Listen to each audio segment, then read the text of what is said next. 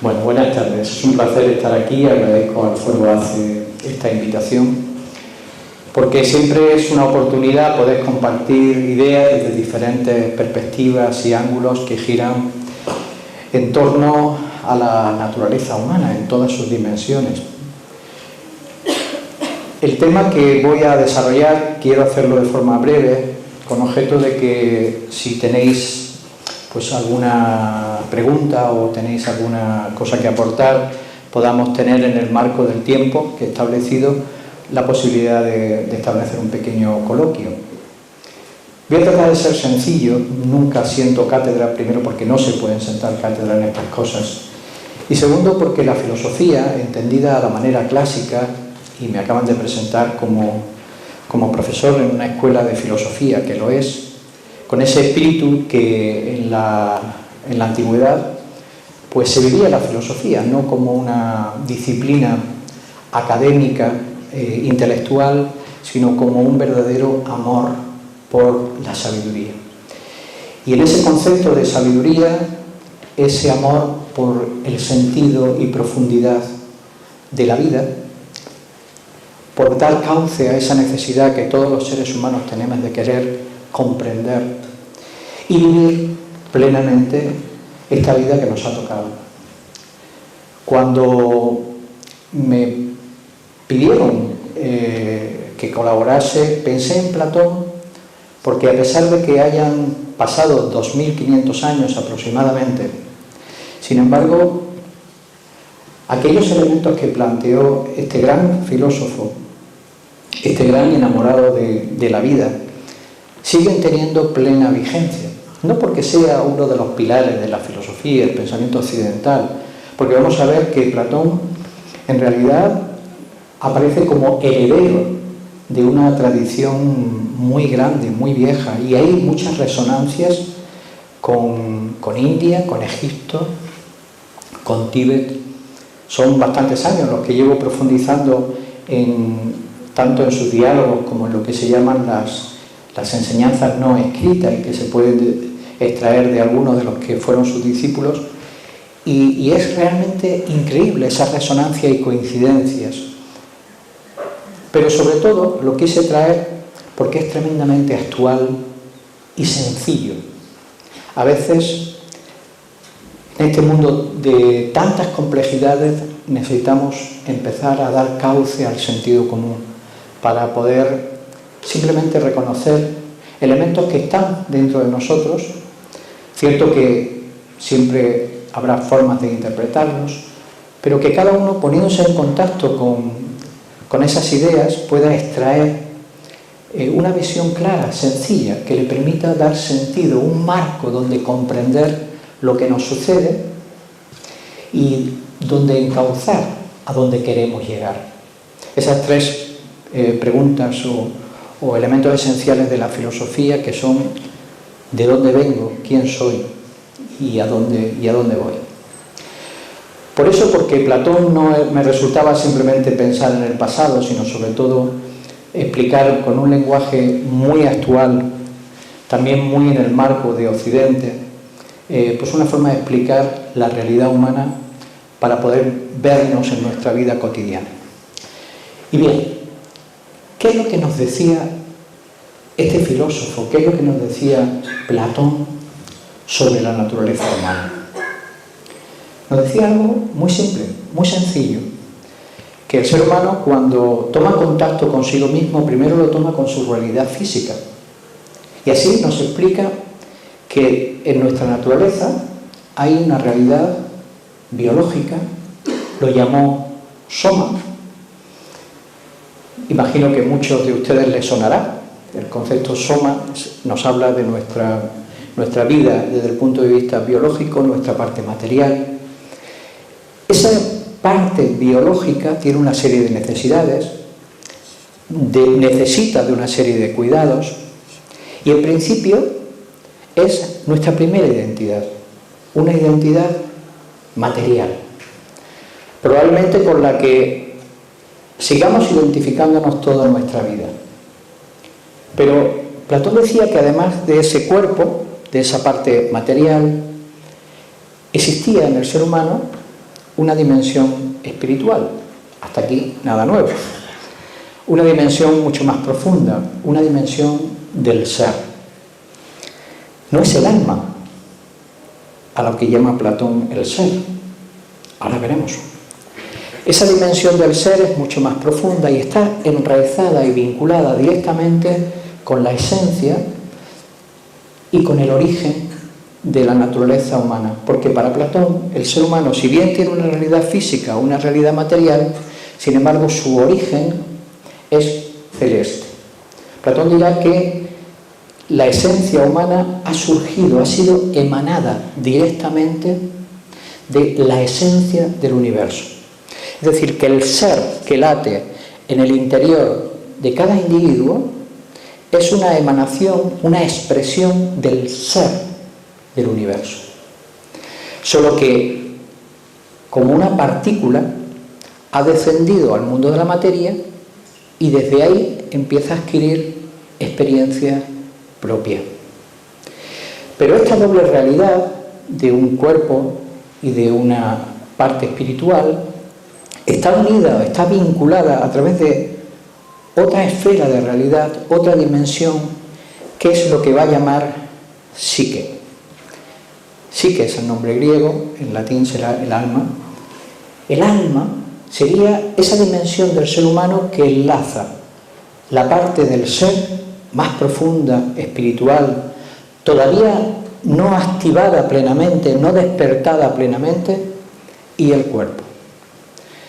La parte espiritual más superior no es la palabra que utiliza espíritu, la palabra que utiliza es nous. Esa parte superior y esa parte inferior se van a dar cita en lo que es la conciencia humana, la psique humana, en la que se van a desenvolver todos nuestros anhelos, sueños, experiencias. Está en la esfera de las emociones, de los sentimientos, de los pensamientos más concretos. A eso es a lo que llama el alma. Porque el alma entonces no se refiere únicamente a lo profundo, interno o elevado, sino a esa esfera donde realmente la conciencia va a adquirir en nuestra vida experiencia. La palabra conciencia Platón no la usa, no es un concepto que se maneje en el mundo griego, pero maneja un concepto muy similar, que a mí me encanta, porque a la hora de hablar de esa capacidad de estar presente y vivenciar las experiencias, le llama la capacidad que tiene de estar abierto el ojo del alma. O sea, la conciencia lo identifica con el ojo del alma, la capacidad de estar presente en lo que estás viviendo. Y además habla de diferentes niveles del ojo del alma: capacidad de profundidad, capacidad de elevación, o quedarse en lo superficial y quedarse en los niveles de realidad más burdos, más animales. Pues bien, si nos menciona tres esferas de realidad, una realidad del ser, una realidad más profunda, más superior, que podemos identificar como el espíritu, una realidad somática más vinculada a nuestro mundo biológico, y una realidad que es nuestra esfera, la esfera de la psique, la esfera del alma, justo para hablar del alma, dice que esta se encuentra con una triple tendencia. Si nosotros pudiésemos imaginar, como no traemos proyección, pues hacemos un esfuerzo de imaginación y todos usamos una pantalla que me parece que ya no la vende ninguna empresa de tecnología, pero que se llama imaginación. Pues bien, imagínense un círculo, otro círculo entrelazado un poquito con el de abajo y otro círculo, en total 3 círculos, siendo el de en medio que comparte un área con el de arriba y comparte un área con el de abajo. Pues así tenemos nuestro nous, nuestra esfera biológica, nuestra psique, nuestra esfera psicológica, y nuestro nous, la esfera del ser.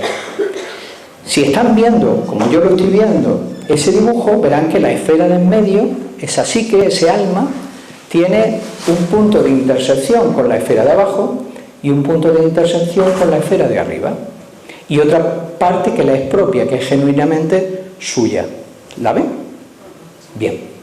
Por eso llega a mencionar algunos comentaristas de los textos de Platón, quizás hayan interpretado mal porque dicen que hay una triple alma o tres almas. En realidad, lo que menciona Platón es que existe una triple naturaleza dentro del ser humano.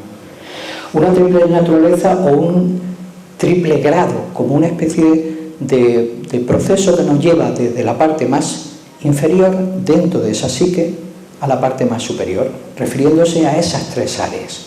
Así hay un alma instintiva.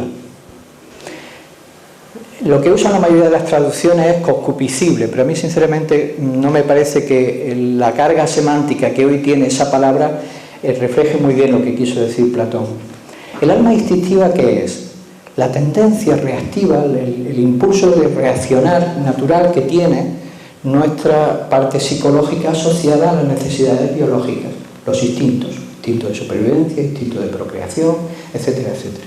Y que el estudio del cerebro asociado en muchos casos con el cerebro reptiliano.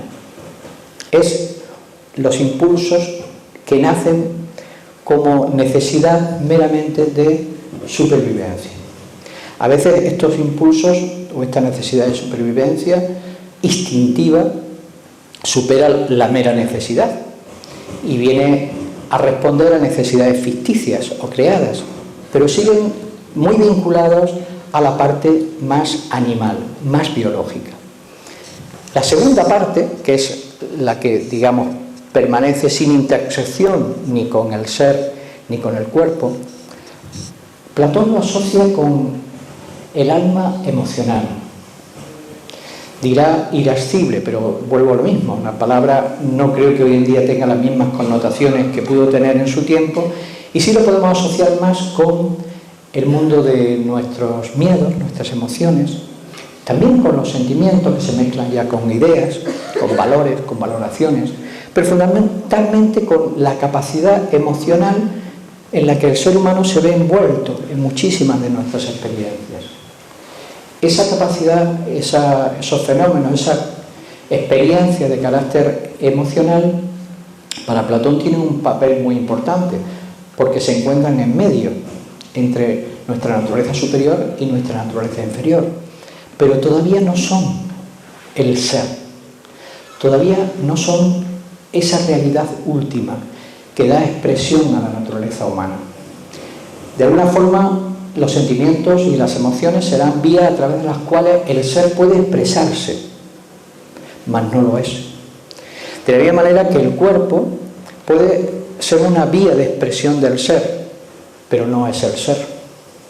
Para Platón existe una región más superior, lo que va a llamar el alma racional, palabra que tampoco tiene las connotaciones correctas ahora, porque hoy por razón, digamos que reconocemos únicamente el intelecto, y para Platón la razón está más vinculada con el logos, con el discernimiento, la capacidad de comprender y profundizar en la esencia de las cosas. Ahora haremos algunas relaciones con elementos que nos van a resultar muy cercanos para poder percibir cuándo se manifiesta más el alma en un ser humano o cuándo no, es más la parte animal.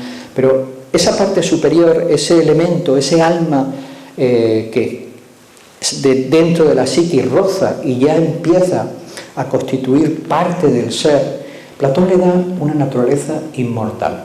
Considera que ahí radica nuestra verdadera identidad, aquella que nos hace ser quienes somos a través del tiempo. Es curiosa la reflexión de la idea de la inmortalidad, o al menos de lo que permanece en el tiempo, porque al hilo de lo que hubiera sido una conversación con Sócrates, quien fue su querido maestro, nos podríamos preguntar algo muy simple, muy sencillo. Si nosotros, que tenemos una memoria desde que más o menos podemos tener conciencia, una identidad de ser nosotros a través del tiempo, no sé cuáles son los primeros recuerdos que cada uno tiene. Bueno, estamos hablando de que imaginemos cómo nosotros que tenemos recuerdos desde la infancia, hemos visto cómo nuestro cuerpo ha ido cambiando. Sabemos que nuestro cuerpo además renueva cada 7 años todos nuestros átomos. El cuerpo ha ido cambiando y sin embargo nosotros seguimos teniendo una conciencia de identidad. Somos nosotros. Más. Si el cuerpo ha cambiado tantas veces a lo largo de nuestra vida y nosotros seguimos teniendo noción de seguir siendo nosotros, de identidad, no podemos ser el cuerpo. En todo caso seremos aquello que se expresa y vive a través del cuerpo. Pero con el mundo de las emociones pasa exactamente igual. ¿Cuántas veces han cambiado nuestras emociones? Si nosotros somos nuestras emociones, duraríamos lo que ellas.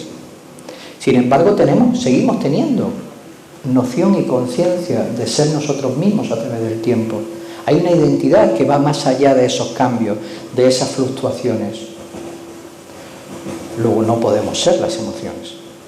En todo caso, seremos aquel que se emociona. Y con los pensamientos podríamos hacer la misma reflexión. ¿Cuántas veces han cambiado nuestros pensamientos, nuestras ideas a lo largo del tiempo? Y sin embargo, seguimos siendo nosotros. Luego no podemos identificarnos con nuestros pensamientos, sino en todo caso con aquel que piensa. Es verdad que dentro del mundo del pensamiento, y por eso curiosamente el alma racional, el alma inmortal, la parte que para Platón tiene una mayor relación con el ser, está asociado con las ideas con mayúsculas. Porque es verdad que dentro del mundo de las ideas hay una parte más elevada de lo que es simplemente la razón especular, el intelecto calculador, que es esa capacidad de vislumbrar, de intuir ideas superiores, como el concepto del bien, el sentido de la justicia, de la belleza, de que exista la verdad, es decir, principios que dan causa a las cosas, ideas superiores.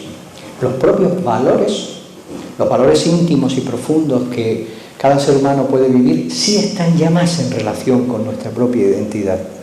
Eso cambia menos a lo largo del tiempo. No diremos que no cambia, que en todo caso evoluciona, pero ahí hay menos capricho, hay menos flujo para pasar de una cosa a otra. Parece que de alguna manera empieza a querer asomarse a aquello que realmente somos. Esa es la idea de Platón y de los presocráticos, aquellos filósofos que nos llegan a nuestros días como los primeros que hablaron del átomo y hablaron de la inmortalidad del ser, etcétera, etcétera, de hasta que detrás de todo lo que está continuamente cambiando, detrás de lo que está continuamente fluctuando, donde nada permanece, donde todo fluye, sin embargo, hay algo que se mantiene, algo que está, que sigue dando coherencia, tanto a nivel del universo, que hace que este universo, más allá de todo lo que está en transformación continua, sin embargo siga siendo lo que es y tenga una estabilidad en sus principios y sus leyes, como en el individuo, como en el ser humano, que como bien diría él, es un microcosmos, es un microuniverso a imagen de ese macrocosmos. Luego en la religión se dirá el hombre está hecho a imagen y semejanza de Dios, pero vienen a ser conceptos muy similares, muy similares. En esa explicación de un alma inmortal, de un alma profunda, bueno, estaba diciendo que cuando Platón habla del alma, entonces está hablando de la realidad interior del ser humano. Esa realidad tan difícil a veces de conciliar, porque en ella hay miedos, ilusiones, hay deseos, hay sentimientos profundos. Por otro lado, hay capacidad de comprender y captar cosas que uno nunca ha visto en la vida expresarse, pero que intuye que podrían existir. Antes mencionaba como una de las características del alma superior, de esa parte se abre ya camino como una ventana al reino del ser, es capaz de entender, no racionalmente, pero de intuir, de percibir el sentido de la justicia. No es algo que estemos viendo continuamente a nuestro alrededor. Además, no es algo muy concreto, hasta el punto de que si nos quisiéramos poner a hacer una definición de lo que Platón era enemigo, no vamos a encontrar definiciones en sus libros. Vamos, tampoco escribe libros doctrinarios, escribía diálogos, donde discípulos y amigos de Sócrates se ponían a charlar. Y lo hacía con toda la intención, porque lo que quería era que cada uno de alguna manera abriera una ventana a esa comprensión que no se puede terminar de racionalizar completamente. Pues bien, esa capacidad de captar el sentido de la justicia, el sentido de la bondad, esa conciencia profunda que a uno le dice cuándo algo está bien y cuándo no, es una de las características del alma. Cuando Platón pensaba en cuál podría ser el mejor método para educar, cómo poder lograr que las sociedades mejorasen a través de un proceso que permitiera que los individuos mejorasen cada uno, y la educación como vía de transmisión de lo que una generación, de lo que una cultura ya ha desarrollado, ya considera como válido, pues parece una de las mejores vías para no empezar desde las cavernas cada generación. Sin embargo, Platón se para y dice: un momento, pensemos en la educación como un educir, un sacar de dentro. Ya no se trata solo de poder aportar elementos, conocimientos, experiencias que la sociedad ha adquirido y que considera valiosos. Ya no se trata de una transmisión de tradiciones. Pensemos en la educación como una capacidad de educir, de sacar lo mejor de la naturaleza humana. ¿Pero cuál es lo mejor? ¿Nos pondríamos de acuerdo hoy? Para nada. Hace muchos años, fruto de lo cual nació una red de ética universal, la cual presido, logramos ponernos de acuerdo, y en esto confluimos pues muchos diferentes religiones, pensadores, filósofos, etcétera, en una serie de valores universales más allá de las religiones, las culturas, etcétera. Pero aún así, si luego queremos matizar, pues cada uno tendrá su visión, ¿no? Es decir, es muy difícil. ¿Cómo nos vamos a poner de acuerdo qué es el bien, qué es lo bueno? No digamos qué es lo bello. Lo justo, bueno, depende si nos toca o no. Cuando nos toca a nosotros, generalmente lo tenemos muy claro. Cuando le toca a los otros, no siempre tenemos claro qué es lo justo o qué no es lo justo. Resulta difícil.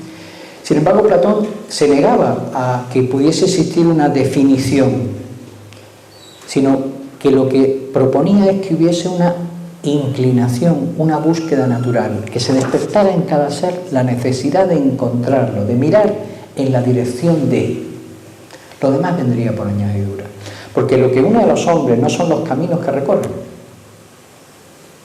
probablemente tantos como personas, sino que realmente aspiren a metas comunes, haya ideales o ideas superiores donde confluyan verdaderamente los intereses humanos.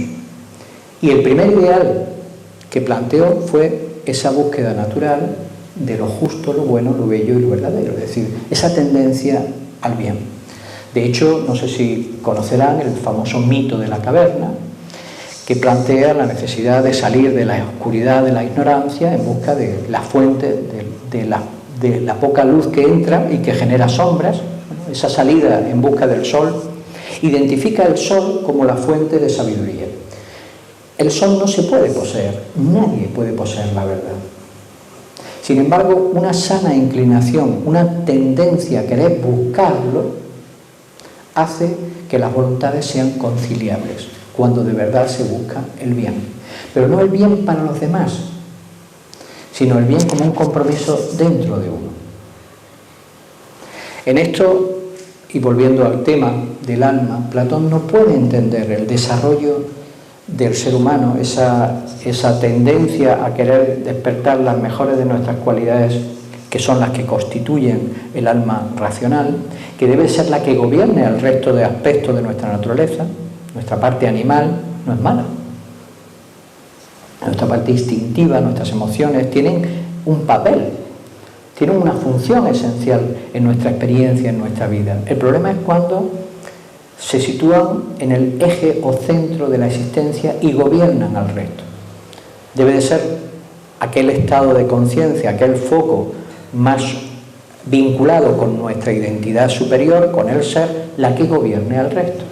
¿A quién pondría Platón en el gobierno interior de su propia naturaleza? Su principio más sabio, más justo y más bueno. ¿A quién queremos en el gobierno de una nación? A la persona más sabia, más justa y más buena. ¿No es cierto? El problema es dónde está o cómo lo reconocemos.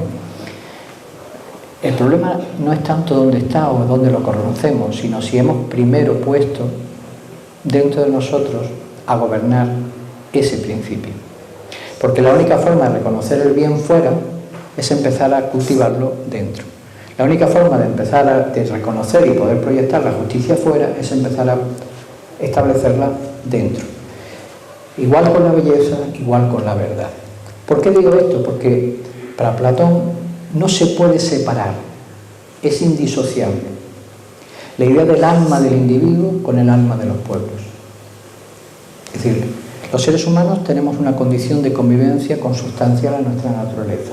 No podemos elegir vivir solos, porque nuestra realización como individuos depende en gran medida de nuestras relaciones con el medio y con los demás seres humanos. No es una cuestión de dependencia, de que hemos sido educados así, es consustancial. Hoy sabemos, por ejemplo, que parte del cerebro no se desarrolla si no interactuamos con seres humanos. Esto se ha descubierto en niños que han estado aislados de pequeños porque se consideraba que tenían una malformación cerebral, y el problema es que la malformación cerebral la tenían por haber estado atados a una cama. Necesitamos de esa relación con los demás, pero a la vez la relación con los demás, ese mundo que siempre estamos deseando sea mejor, pasa inexorablemente por esa relación con nosotros mismos. Es decir, cultivar los elementos que constituyen nuestra riqueza interior. Al final, por eso Platón es tan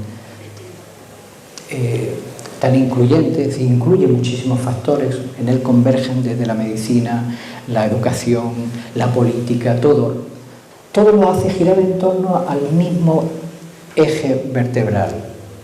En tanto el ser humano abra la ventana de ese alma superior que late en nosotros, que es capaz de captar e intuir, percibir esas ideas que forman parte de su naturaleza, del bien, la justicia, la bondad y la belleza, en tanto que el ser humano haga eso, se realiza como tal y además es capaz de contribuir a un mundo mejor.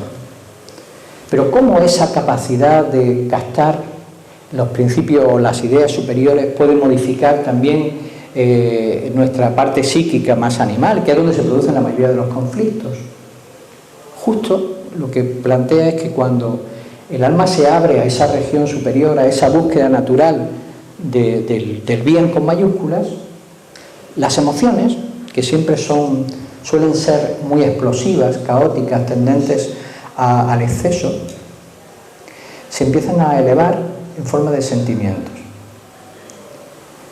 Y lo que empieza a cultivarse y a coger espacio en el alma de la persona no son tanto las emociones, ni positivas ni negativas, sino los sentimientos éticos, estéticos y místicos, o metafísicos, espirituales.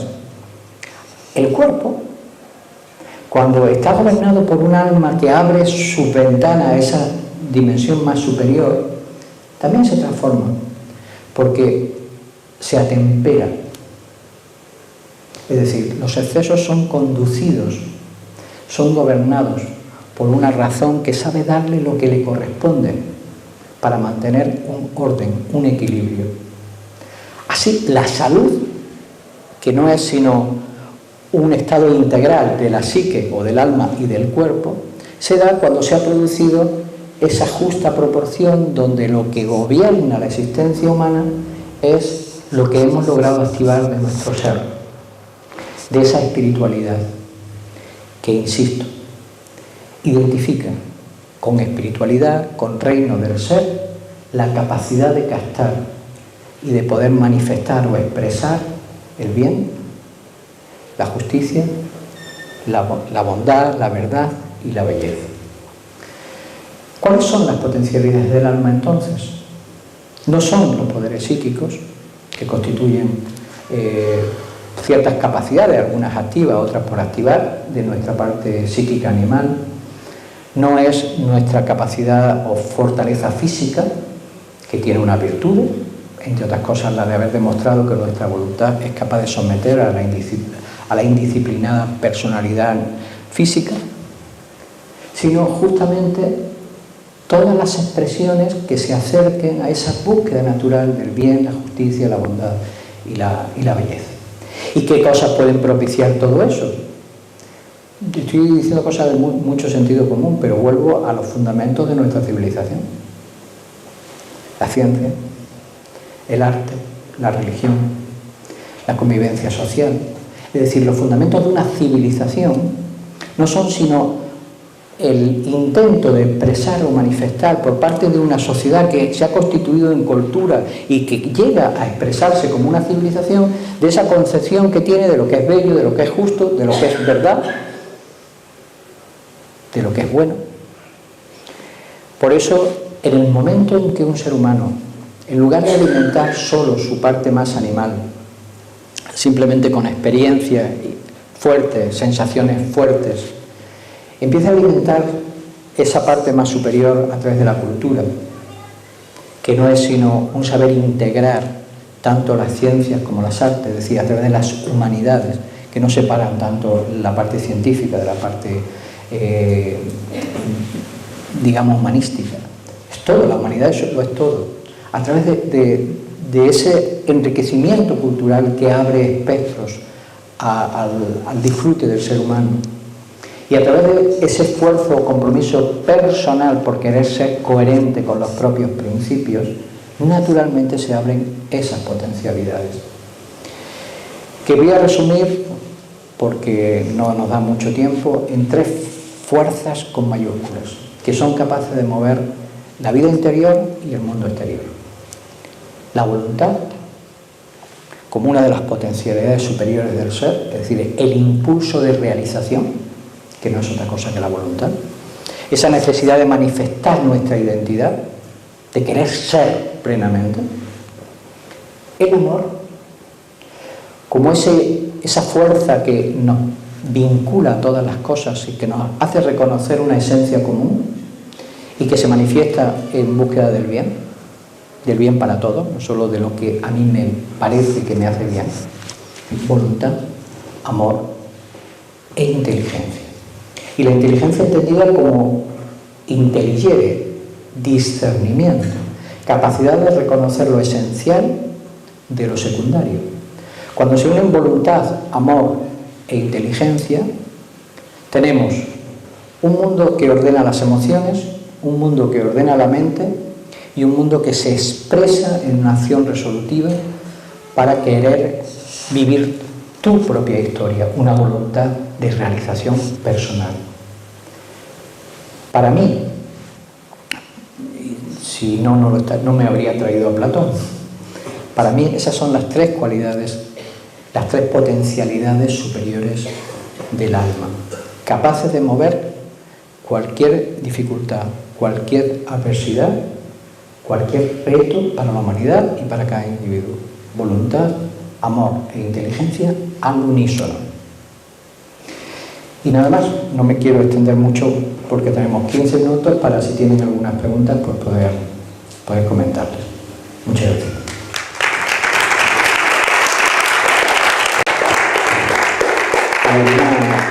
¿Alguna pregunta? ¿Pregunto yo?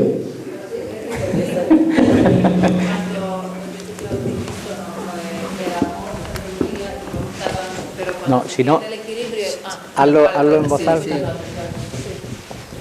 como se ha hecho hincapié en amor, sabiduría y voluntad, que van unísono, que van unidos y en la misma proporción. ¿Qué pasa cuando se pierde este equilibrio, proporción? Sí. Bueno, imagínense un triángulo equilátero con ángulos iguales y lados iguales. ¿Bien? Imagínense en la punta de arriba la voluntad, el amor y la inteligencia.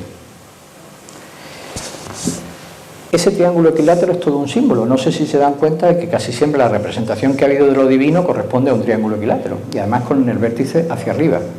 No es ninguna casualidad. Platón incluso dirá que todo el universo, que responde a una geometría, cósmica, está constituido por triángulos, que es la primera figura geométrica que encierra un área, es decir, la primera figura geométrica posible en el mundo manifestado. ¿Qué pasa si nosotros, de esos tres elementos que muy bien la doctora Jovanka ha reconocido, que he dicho que deben de estar armónicamente desarrollados, pierden ese equilibrio? Si yo desarrollo la voluntad y desarrollo la inteligencia, pero carezco de amor, ¿qué tenemos?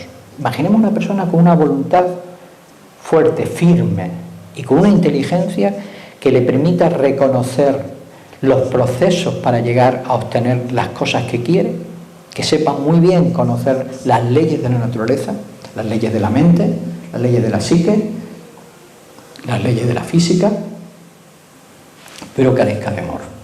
¿Qué tenemos?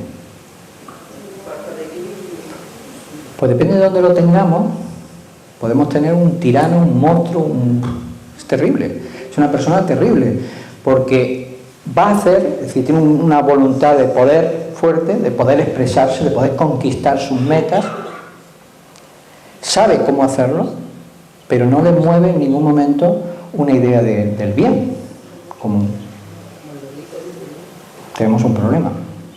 Imaginaros que quitamos, en vez del amor, quitamos la voluntad. Tenemos inteligencia.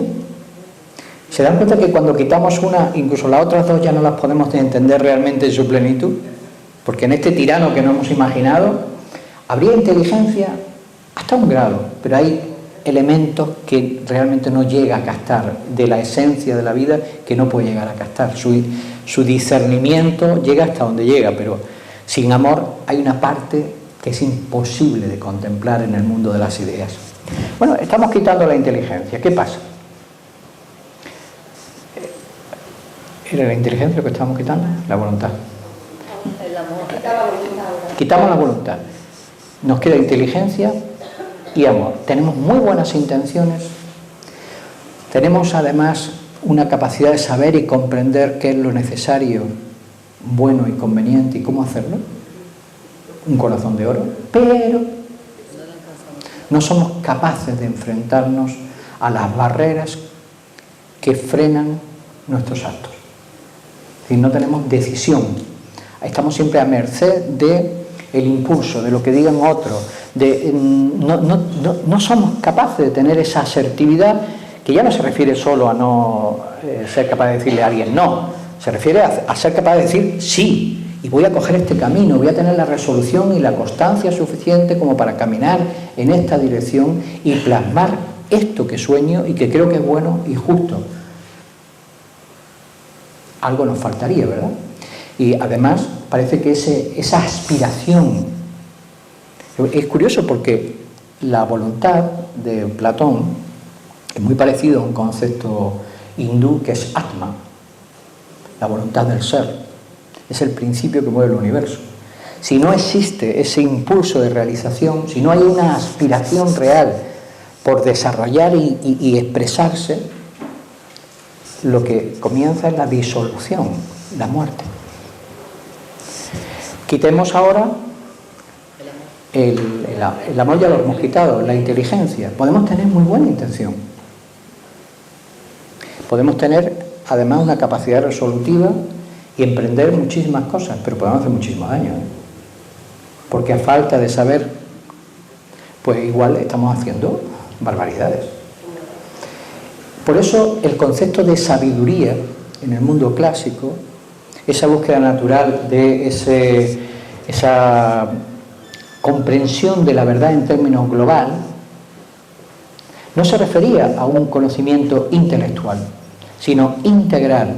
Y la filosofía no era una especulación racional, sino una vivencia. Filósofo no era el que escribía un libro sobre la naturaleza del alma, ni sobre... El filósofo era el que vivía acorde a una cosmovisión y era realmente fiel a sus principios. No era el que aportaba un nuevo concepto intelectual a la historia del pensamiento de la humanidad. Lo que pasa es que algunos han pasado a la historia porque, bueno, escribieron, entre comillas, porque que yo sepa, Buda no escribió, Jesús tampoco. Sin embargo, debieron de escribir en el corazón de mucha gente, porque seguimos hablando después de 2000 años, ¿no es cierto? Es decir, no siempre se trata de aportar alguna novedad. Aparte, ¿qué novedad puede haber en aquello que lleva sobre la Tierra tanto tiempo, que es nuestra propia naturaleza humana? La novedad es la de poder conocerlo, que no sería nuevo, sería muy viejo, pero que es urgente conocerlo. Dentro de ese triángulo del amor, la voluntad y la inteligencia, tengo claro lo que es la voluntad y el amor, pero la inteligencia, ¿cómo la definiría? Porque, bueno, dentro de la inteligencia hay muchos tipos de inteligencia y según Howard me parece que 8 tipos es lo que me queda una duda. Efectivamente, hoy hablamos de inteligencia múltiple, no es ese tipo de inteligencia. Yo he ido un poco a la raíz del concepto de inteligencia, que viene de intelligere, se identifica más con discernimiento. Pero nada como un símbolo o un mito para poder explicar cosas que no siempre podemos encarcelar en palabras. Los antiguos en esto, como eran más poéticos que nosotros, usaban mucho la metáfora, ¿no? El símbolo. Y hay un símbolo, justamente, es un símbolo oriental, que viene a definir qué es la inteligencia, que es el ave Kalahansa. No sé si lo conocen. Es un mito, porque este ave no existe, que sepamos físicamente, pero los mitos nos hablan no de realidades físicas, sino de realidades psicológicas o internas. Este ave tiene la capacidad de separar el agua de la leche, una vez mezclados. ¿Con esto qué se simboliza? La capacidad de saber separar lo que es esencial y lo que es secundario, lo que es causa y lo que es efecto. ¿Qué es entonces la inteligencia? La capacidad de reconocer el orden que hay en la naturaleza, no solo en el mundo plano, sino en profundidad, es decir, qué elementos conducen a otros elementos, ir reconociendo aquello que son principios, leyes universales. Desde la razón, porque desde el amor también se reconocen a través de la intuición. Esa ventana que decía antes, ¿no? Todos sabemos muchísimas cosas, pero a que no las sabemos explicar. ¿Qué me pasa? Yo, que tengo que hablar muchas veces en público, mi gran esfuerzo está en poder, cómo racionalizo muchas cosas que son experiencias. ¿Cómo podemos saber, de verdad se puede transmitir lo que es la bondad? La única manera, y esto lo diría Sócrates, o Platón en boca de Sócrates, porque todo lo escribía en boca de su maestro, de conocer el bien es tratar de hacer acciones buenas. No se conoce el bien desde el punto de vista teórico. Trata de ser bueno y conocerás el bien. Trata de ser justo y entenderás lo que es la justicia. Porque acotarlo en una definición siempre nos vamos a quedar cortos. Hace poco estábamos celebrando el Día Mundial de la Filosofía con una serie de congresos en toda España que organizaba Nueva Acrópolis, y el tema que se ha utilizado en toda España ha sido sobre la dignidad humana. A ver, ¿cómo se define la dignidad humana? Se puede hablar de ello, y es muy bueno hablar de ello, y profundizar y girar, pero o hay una captación profunda que te lleva a saber sacarlo del hecho racional meramente, porque hay muchas situaciones donde al final es un reconocimiento muy personal de qué es lo que me convierte en una persona digna o indigna. Entonces, esa inteligencia es esa capacidad de comprender las causas, lo profundo, lo que es más esencial, saber cómo se articulan la realidad, el universo. Y cuando hablo de reconocer leyes, me refiero a reconocer leyes de la física, pero también leyes de la psique. Para empezar, ese conocernos a nosotros mismos, que hace falta discernimiento. No inteligencia como astucia, sino discernimiento. No sé si responde la pregunta. Una pregunta más.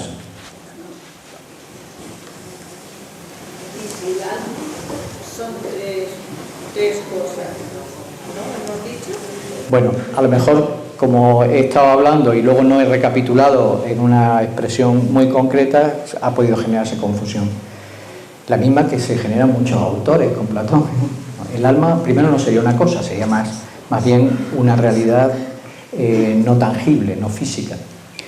Lo que he querido trasladaros en cuanto al pensamiento platónico es que el alma en realidad es nuestra naturaleza interior que participa tanto del mundo de los fenómenos, de nuestra parte material, como del mundo espiritual, pero que lo que venimos hoy en día llamando alma, que se identifica más con la palabra espíritu, se refiere a esa naturaleza más elevada, de esas tres cualidades que he mencionado del alma: el alma vinculada a los instintos, el alma instintiva, el alma emocional o el alma racional. Pues sería esa parte más elevada, más superior. Pero insisto en lo del alma racional, más vinculado con esa inteligencia, con esa triple naturaleza: voluntad, amor e inteligencia. ¿Y si no se tiene ninguna de esas tres cosas? Si no se tiene voluntad, si no se tiene amor y si no se tiene inteligencia, probablemente todavía se esté en la etapa prehumana. Con todo mi respeto, es decir, algo de voluntad, algo de amor y algo de inteligencia un ser humano tiene que tener. Por eso a veces nos resulta más confiable. ¿Cuál sería el mejor motivo para estar ocupados en nuestra vida? ¿Cuál es la mejor empresa que podríamos empezar? Para no aburrirnos de entrada, pero probablemente para dar sentido a nuestra existencia, seguro. Justamente cultivar nuestra naturaleza humana. Porque no hace falta hacer mucho esfuerzo para que la naturaleza animal salga. ¿O sí? Además, no sé si se han dado cuenta que toda la sociedad de consumo se basa en nuestra naturaleza animal. A nosotros no nos van a tratar de explicar las virtudes para que hagamos esto o aquello. Van a tratar de movernos nuestras emociones. Y cuanto más reactivos seamos, menos pensemos, mejor. Porque cuanto menos pensemos, más fácil es conducir al burro con la zanahoria.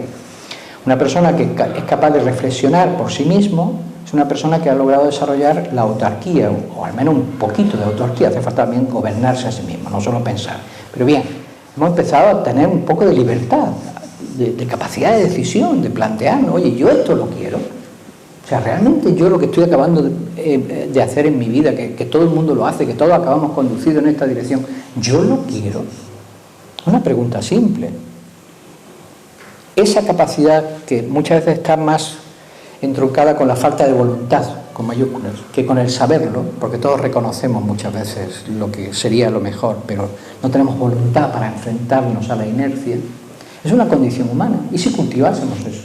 ¿Y si cultivásemos lo que nos hace humanos? A lo mejor todo lo que deseamos y reclamamos como deseable para el mundo empezaría a ser una realidad. Mañana se celebrarán 70 años de la Declaración Universal de los Derechos Humanos. 70 años. Una de las grandes conquistas a nivel de propósito de la humanidad, que ha unido, pues imaginaros la cantidad de países que se pudieron unir en el 48, 1948. Increíble. Sin embargo, seguimos teniendo un problema muy grave. Está en el reino de los deseos, de los sueños. No solo no hemos conseguido gran cosa, que hemos conseguido algunas, sino que por desgracia en algunos aspectos y en algunos lugares del planeta, con una capacidad de contagiar al resto terrible, vamos en la dirección contraria. ¿Qué está pasando?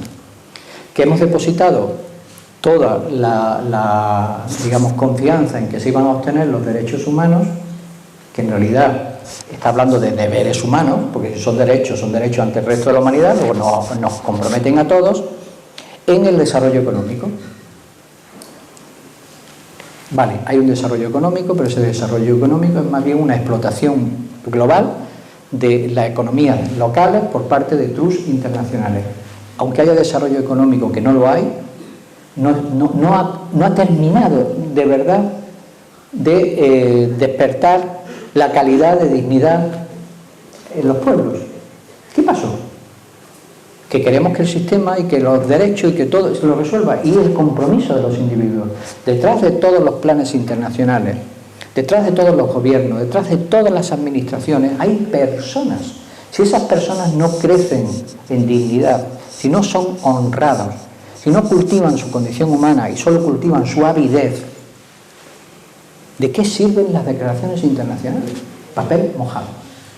Por eso, una de las lemas que mañana estoy llamado a intervenir en una conferencia relacionada con la UNESCO por la celebración del 70 aniversario. El título de esa conferencia, y con esto ya termino, están invitados. En Málaga a las 7:30 de la tarde en el Centro Naos, en la calle San Millán. Mañana porque mañana es el 70 aniversario de la declaración. El lema de esa conferencia, y con lo que voy a terminar, es: no habrá justicia social sin una ética individual. Lo que puede transformar la sociedad, más allá de que necesitamos dotarnos de leyes justas, de sistemas justos, más allá de eso, lo que hace justo a algo es el individuo. Luego, si ya estamos apostando mucho por sistemas justos y leyes justas, que no se nos olvide lo único que puede hacer que aquello se plasme, que es el individuo. Y eso se llama ética personal. Mejorar cada uno. Mejorar cada uno es cultivar el alma. Y nada más, muchas gracias.